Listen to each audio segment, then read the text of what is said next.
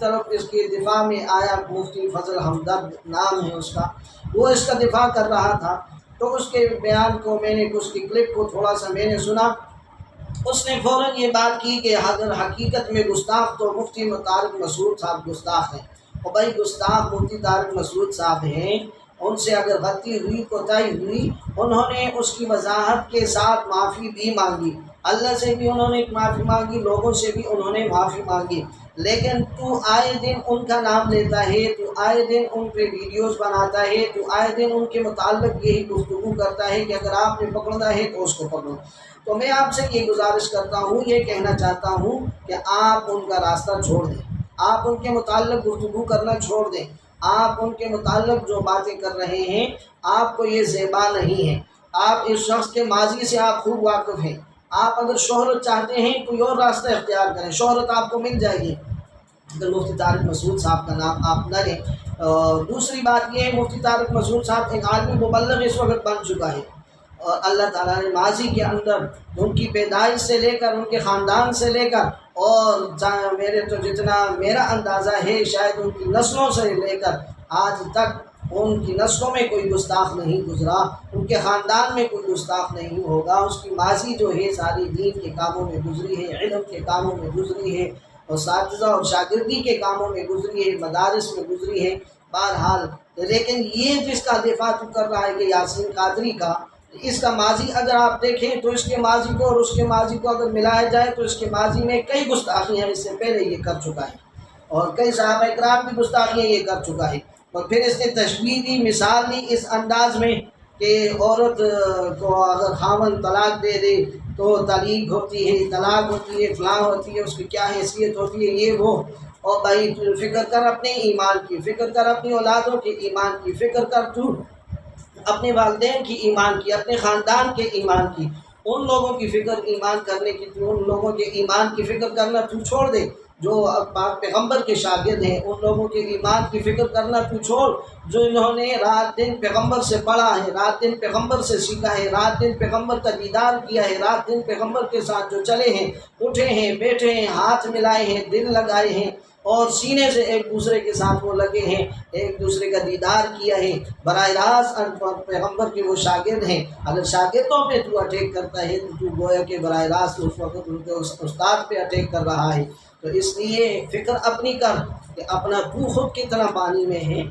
خود تیری کیا حیثیت ہے، خود تو کس مقام مرتبے پہ کھڑا ہے، فتنوں کے زمانے میں تیری پیدائش ہوئی ہے، فتنوں کے زمانے میں تو زندگی گزار رہا ہے، فتنوں کے زمانے میں دنیا سے جائے گا، پتہ نہیں ایمان بھی نصیب ہوگا یا نہیں ہوگا، اور جو لوگ ایمان کے ساتھ اس دنیا سے چلے گئے، صحابیت کا شرف حاصل کر کے چلے گئے، تو ان کے ساتھ آج اپنی گندی زبان کو ان کے متعلق استعمال کرتا ہے، لہٰذا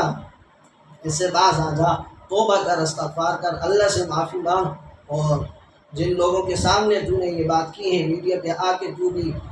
معافی مانگ، جس طرح کہ مفتی طارق مسعود صاحب نے مانگی تھی، اس طرح معذرت کر، اور آئندہ نہ کرنے کا وعدہ کر کہ یہ مجھ سے غلطی ہوئی ہے، میں آئندہ نہیں کروں گا۔ تو اللہ غفور الرحیم ہے، اللہ آپ کو بھی معاف فرما دے گا، لوگ بھی آپ کو معاف فرما دیں گے، لوگوں کے سامنے اپنے عقیدے کو بیان کر دے کہ میں اس عقیدے کا مالک ہوں، صحابہ کرام کے متعلق اور ان کی شان کے متعلق، ان کی عظمت مقام مرتبے کے متعلق میرا یہ عقیدہ ہے۔ اور دوسری طرف یہ جو مفتی ہے، اس سے بھی میری یہی گزارش ہے کہ تو بھی ذرا جو ہے احتیاط کے ساتھ گفتگو کیا کر، تیری زبان بھی جو ہے وہ بہت زیادہ چلتی ہے، اور کہیں ایسا نہ ہو کہ زبان تیری پھسل جائے، پھر زمانے کے اندر بجائے شہرت اس طرح بھی تجھے مل جائے گی، اس طرح بھی تجھے شہرت مل جائے گی۔ بہترین یہی ہے کہ جن لوگوں تک آپ کی رسائی نہیں ہے، جن لوگوں کے متعلق اللہ کے پیغمبر نے کہہ دیا ما انا علیکم و اصحابی، لوگوں اس راستے پر چلو جس پر میں اور میرے صحابہ چلتے ہیں، یہی تمہارے لیے صراط مستقیم ہے، یہی تمہارے لیے سیدھا راستہ ہے، تو ہم کیوں نہ اسی صراط مستقیم کے اوپر چلیں اور سیدھے راستے پہ چلیں، اور اللہ کی دی ہوئی رسی واعتصموا بحبل اللہ جمیعا، قرآن مجید کو مضبوطی سے ہم اس کو پکڑ لیں۔ دیکھو آپ نے ایک حدیث پیش کی کہ رسول اللہ صلی اللہ علیہ وسلم نے، بے سوال ہے کہ میں تمام فرقوں والوں سے سوال کرتا ہوں کہ رسول اللہ نے اس امت کے لیے کیا چھوڑا، تو آپ نے اس امت کے لیے قرآن اہل بیت چھوڑا، یعنی آپ صحابہ کو درمیان سے نکالنے کی کوشش کر رہے ہیں، لیکن آپ کی یہ جہالت پہ مبنی یہ بات ہے، آپ کے علم میں نہیں ہے کہ جب رسول اللہ نے یہ کہہ دیا کہ قرآن اور اہل بیت کو چھوڑا ہے، تو قرآن تو سب اٹھا کے آپ الف لام میم ذالک الکتاب لا ریب فیہ ھدی للمتقین، اس آیت کے بعد المتقین کی جو صفات بیان کی گئی ہیں، متقین کون ہیں؟ الذین یؤمنون بالغیب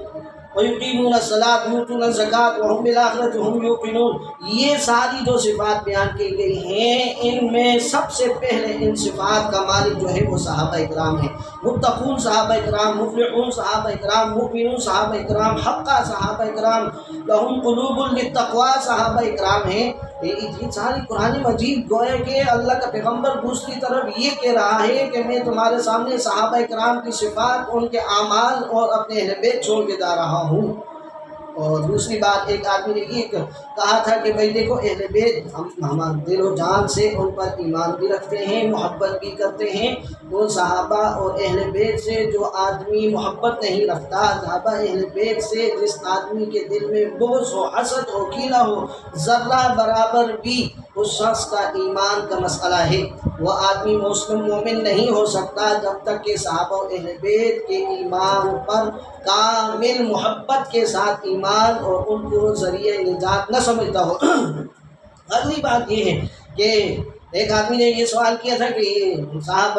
دیکھو نماز کے اندر درود پڑھا جاتا ہے اہل بیت پر، نماز ہی مکمل نہیں ہوتی اہل بیت کے تذکرے کے بغیر۔ یہ کتنی پیاری بات ہے کہ جس آدمی نے درود شریف نماز میں جو نہیں پڑھتا، اللہم صلی علی محمد وعلی آل محمد، آل کا تذکرہ نہ کیے جائے نماز مکمل نہیں ہوتی۔ تو جی جائے کہ آپ کی بات یہ بھی ٹھیک ہے، یہ بھی تسلیم کرتے ہیں کہ آل محمد پر جب تک درود و سلام نہ پڑھا جائے نماز مکمل نہیں ہوتی، لیکن اس کا یہ مطلب ہرگز نہیں کہ آل محمد کا تذکرہ کر کے آپ صحابہ کرام کو بیچ میں سے نکال دو۔ اتحیات کے اندر اگر آپ کوشش کریں، دیکھیں، غور کریں، فکر کریں، اتحیات للہ والصلوات والطیبات، السلام علیکہ ایھا النبی ورحمۃ اللہ وبرکاتہ، السلام علینا وعلی عباد اللہ الصالحین۔ یہ جو صالحین کا لفظ ہے، نیک لوگوں پر اللہ کی سلامتی ہو، جب تک یہ لفظ نماز میں نہ پڑھا جائے اس وقت تک نماز مکمل نہیں ہوتی۔ تو صالحین میں سب سے پہلے صالح لوگ کون ہیں اس امت کے؟ وہ صحابہ اکرام ہیں۔ تو جب صحابہ اکرام کے تذکرے کے بغیر نماز مکمل نہیں ہوتی، صراط الذین انعمت علیہم، اللہ ان لوگوں کے راستے پہ چلا جن پر تو نے انعام کیا، اس آیت کے بغیر انسان کی نماز مکمل نہیں ہوتی۔ قرآن نے کہا وہ لوگ کوئی ہیں، اولئک ہم الانبیاء، انبیاء ہیں، صدیقین ہیں، شہداء ہیں، صالحین ہیں۔ یہ ابتداءً یہ لوگ کون تھے؟ یہی صحابہ اکرام تھے۔ جب تک صحابہ کا تذکرہ نماز میں نہ ہو، جب تک آل محمد کا تذکرہ نماز میں نہ ہو، تب تک نماز مکمل نہیں ہوتی۔ ایک کو لے کر ایک کو چھوڑ دینا یہ کہاں کا انصاف ہے؟ لہٰذا میری آخر میں یہی گزارش ہوگی کہ فتنوں کا زمانہ ہے، ہر شخص کو اپنے ایمان کی خیر منانی چاہیے، فکر کرنی چاہیے، کہیں ایسا نہ ہو رائے راست سے ہم ہٹ جائیں۔ اللہ سب کو توفیق عمل نصیب۔